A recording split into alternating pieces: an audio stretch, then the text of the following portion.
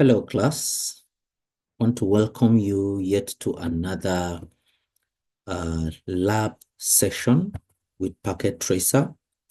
If you have not yet subscribed to the YouTube channel, please do so because I'm going to be recording quite a lot of lab activities so that you can practice. And once I upload, you will need to get notified. So please subscribe. And if you are taking my class, feel free to reach out to me if you have any challenge or any problem. Okay, so for today's session, we're going to be looking at how to configure SSH. SSH is secure shell. Okay, it's a way you can remotely log into a router or a switch and effectively manage it. Connecting to it remotely simply means you can connect it from a different device location, okay, without necessarily being there physical. So for the activity we're going to do, we have a table where we're going to be working with one switch and one PC, okay? And then the objective of this activity, we're going to do part 1, 2, and 3. Part 1, we're going to secure our passwords, to secure it. Part 2, we're going to encrypt communication. Part 3, we're going to verify our SSH implementation. Now, the background to this activity says that SSH should be replaced with Telnet for management connections. Telnet uses insecure plain text communications. SSH provides security for remote connection by providing strong encryption of all transmitted data between devices. So in this activity, you will secure a remote switch with password encryption and an SSH. Now, for the instruction, on part 1, you see, using the command prompt on PC1, telnet to switch 1, which is S1, the user exec and privilege exec password you are going to be using is Cisco. We're going to save the current configuration so that any mistake we made may be reversed by toggling back the power for S1, okay? So then C, we're going to show the current configuration and note the passwords that are in plain text. All right. So let's go into it. Okay. So let me first of all, this is PC1. All right. Let me zoom it so that you can be able to see it. Let me put it this way to the middle. Okay. This is PC1 and this is switch 1. Okay. Now, this PC1 has an Ethernet connection to switch 1. On a normal day, you would say it will have a console connection, but this is an Ethernet connection. All right. So, for the switch, if I click here, for instance, and I come to command line interface, you will see it will bring up a notice that use the CLI tab is locked by author's design for this activity, which means for the purpose of this activity, we have locked this one so that you don't configure it here. You have to configure it using PC1. So if I come to PC1 here and I come to desktop environment, I'm going to be using command prompt or telnet to see what we can do. Okay, so let's go back to our activities. So if I go, it says using the command prompt on PC1, telnet to switch 1. So let's telnet to switch 1. Where is switch 1? This is switch 1. And this is the IP address we're going to use to telnet into it, 10.10.10.2. All right, so I'm going to come to the terminal. Okay, sorry, the command. Where is it? PC1. They say we should telnet to, what IP address do we have there? 10.10.10.2. 10.10.10.2. Okay, so now it's asking us for password.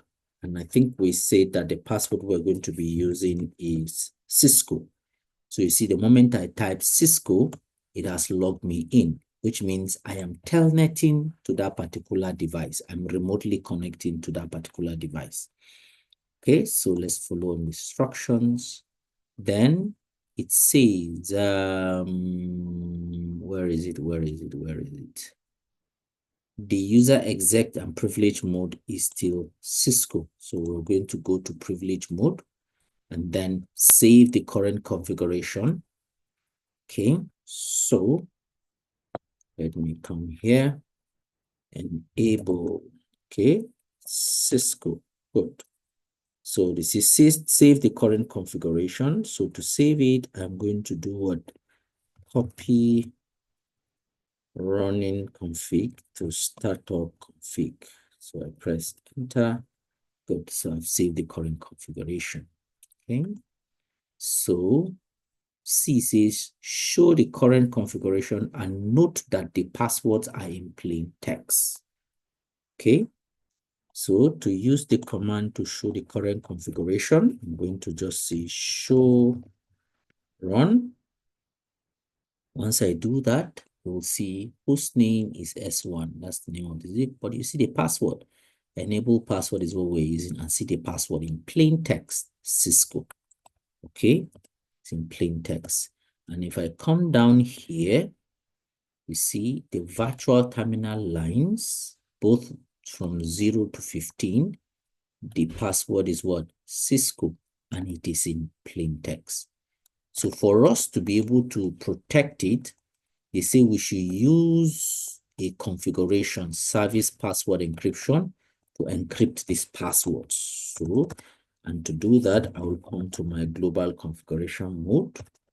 Then I'll say service password encryption, and I press enter. Now, if I rerun the command that I did to show run, let's see whether there is a change. Oh, yes, there is a change. Can you see the enable password now has been encrypted? The one that is Cisco, can you see it has been encrypted? All right, let's go to the VTY lines. Can you see? VTY lines have been encrypted. Can you see? They have been encrypted. That is what we're talking about. It has been encrypted. Okay. So it's always good to use service password encryption to encrypt. Now it says part 2, encrypt communication. Set the IP domain name and generate secure keys. Okay.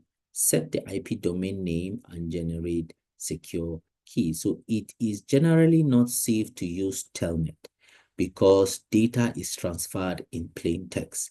Therefore, use SSH whenever is possible. So to do that, it says configure the domain name to be netaccount.pka. Okay, so the domain name, you do it in the global configuration mode. So I say 50. Right, then I say IP domain name, domain dash name. What name did they give us? They say we should use netaccount.pka. Netaccount.pka. Right? So we have used this domain name as we've been asked. Okay. And then they say secure the keys needed to encrypt data. Generate the RSA keys by using 1024 key length, right? So that's what we're going to do, right? So like we said, to secure the keys, we use the command crypto key generate space RSA, right? So I'm just going to come in here, global mode, where say crypto key generate RSA. okay? And we're asked to do it, key length is what? 1024. Then I'll put 1024. Then I'll press enter, okay? So you see it says generating the keys, so everything is okay. Then C, all right, so now what it means is that the name of the keys will be s1.netacard.pka, all right? That is what it means. Step 2, it says create an SSH user reconfigure and reconfigure the VTY lines for SSH access only. Okay, for SSH access only. So to do that, that means we're creating a username and a password for administrator. So we'll use the username administrator and we will use the password Cisco. Instead of password, we use secret Cisco. Right? So let's do that. Okay. Still on the global configuration mode. So I will say username administrator. Let's spell it correctly. Administrator. Then secrets Cisco. Right? So secret is Cisco. Then next it says configure the VTY lines to check the local username database, which is this we just created. Is that not so? For the login credentials, which means anytime somebody wants to log in using SSH, it should come and ask for username and password. That is what we want to see. So we'll go to the VTY line 0 to 15. Then we'll use the command login local. Okay, login local because we are using a local username database we have created. Okay, then transport input SSH. This is because we are using what would we call it? SSH. Now, if you remember earlier on, we had created a password for VTY lines and we've called it Cisco.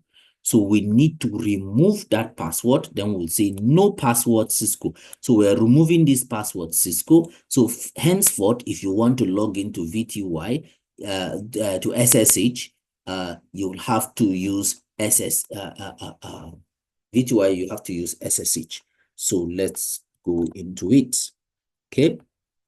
Then I go to my line VTY 0 to 15. Okay. Then I'll say login local. All right. Then transport input SSH because I'm using SSH now. So I need to remove that old password for VTY. Then I'll say no password Cisco. So I've removed that password. So now if I'm going to relog into this, I will use the login details administrator and then Cisco. Okay, so let's verify. All right, so exit Telnet session and attempt to log back using Telnet. The attempt should fail, right? So attempt should log in using SSH. Try SSH and press enter without the parameters to reveal the command usage instruction, right? So let's do it and see. Let me go to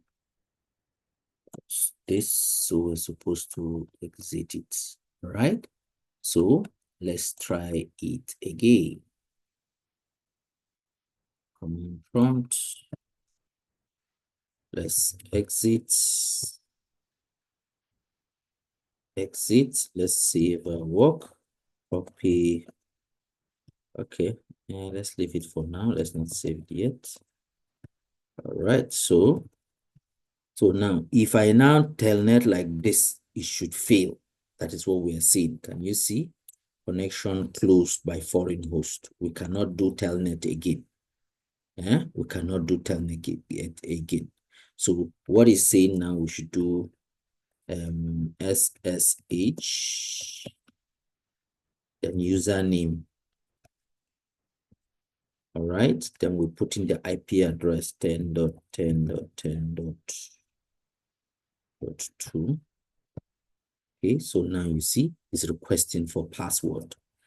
Then I put password. So you see it has brought us in. So can now do enable. Then put in your password and voila, you are there. So if I do show run, you see, it will tell me that my service password encryption is there for the encryption. Then enable password is encrypted. Then you see the IP domain name. Can you see? Then you will see the username, which is administrator. Then the secret password is being encrypted. Okay. Then if you come to, this is the IP address for the VLAN. You know, remember the switch virtual interface we talked about? All right, if you want to manage a switch remotely, this is it, okay? Then you see the VTY lines, login local, transport input SSH, all right, and you're good. So that is it. So let's check our activity. All right, so let's check our results. All right, so from our results, 80/80, all the activities we have done it correctly. Okay, so this is how to configure SSH on your Cisco switch or your Cisco router. If you have any question, don't forget to drop it in comments and don't forget to subscribe. Thank you and have a lovely day. Bye-bye.